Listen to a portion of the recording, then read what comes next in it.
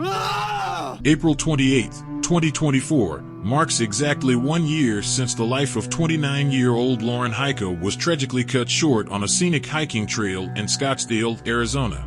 The crime shocked the local community and captured the attention of the nation, serving as a reminder of the fragility of life and the need for vigilance even in the most seemingly safe places. On that fateful morning of April 28, 2023, Lauren Heike left her apartment around 10 a.m. as usual to take a walk along a nearby trail. Her parents later said it was a routine for their daughter, who loved an active lifestyle and often played outdoor sports. "We are glad that in her last moments she was doing what she loved, walking and enjoying nature. She went out that morning on a beautiful day to do what she did every day. We just want the world to know what a sweet person she was," said Lana Heike, Lauren's mother. No one could have predicted that this ordinary walk would be the last in the young woman's life. Lauren was attacked on a scenic route near Scottsdale Road and Mayo Boulevard. The assailant followed her to a deserted area at the beginning of the Rich 11 Trail, where he committed his horrific act. Lauren's body was discovered only 24 hours after the attack.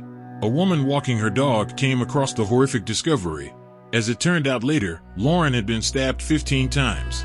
Defensive wounds to her hands and forearms suggested she had fought hard for her life, but unfortunately the injuries were too severe.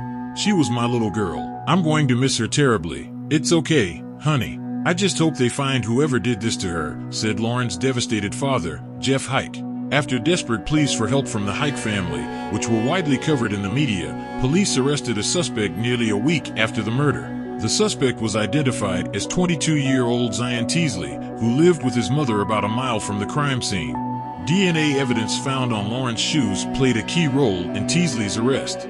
Additionally, surveillance cameras showed Heike and the suspect walking along the same path for a short period of time around the time of the murder.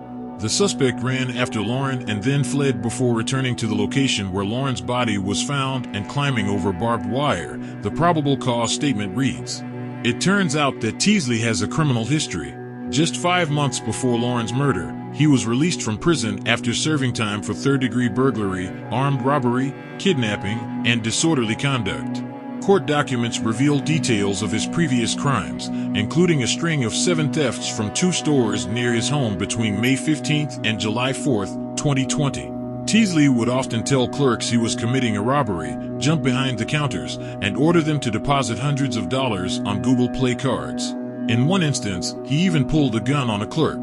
Shortly before Lauren's murder, Teasley had been fired from her job at a shoe store for aggressive behavior toward female co-workers and suspected of shoplifting. These facts raise questions about the possible motives for the crime and the suspect's mental state. Jason Lamb, a criminal defense attorney not involved in the case, said, "Murder cases are always some of the most difficult in the criminal justice system. But a random crime with such gratuitous violence, there's something more going on here." Teasley's actions likely indicate mental health issues. During police questioning, Teasley made a number of strange statements that further confused the situation. He spoke about his life as a Christian and his struggles with his sexuality, though it is unclear how this could be related to the crime. When asked why the police arrested him, Zion stated, "No way in hell am I here for a sex crime. I haven't been with anyone in a long time," the probable cause statement reads. Teasley claimed to recognize Heike from the news, but was hesitant to say that she had been murdered and said he couldn't remember meeting her in person. When police asked if he planned to kill her, he responded, "I'm definitely not the type of person to plan to kill another person. If I was going to do something like that, it wouldn't be premeditated." These contradictory statements only make it more difficult to understand the motive for the crime and the suspect's mental state. In December, the Maricopa County District Attorney's Office announced that it would seek the death penalty in the case. The Heike family expressed support for the decision, releasing a statement, "Our family supports the MCAO's decision, and we are grateful for the work of both the MCAO and the Phoenix Police Department. We know that our journey through the criminal justice system is just beginning, but we will be there every step of the way to ensure that Lauren receives justice." Teasley's trial is scheduled for October 2025. Given the severity of the crime and the suspect's prior criminal record, many expect the trial to be long and difficult. The murder of Lauren Heike has deeply shaken the local community and resonated across the country. The tragic event raises important questions about the safety of public spaces, especially popular hiking trails and parks.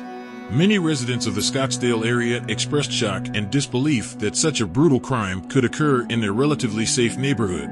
1 year after Lauren Heike's tragic death, her family, friends, and the community at large continue to search for answers and justice. The upcoming trial of Zion Teasley will undoubtedly attract widespread attention and may shed light on the motives behind this shocking crime.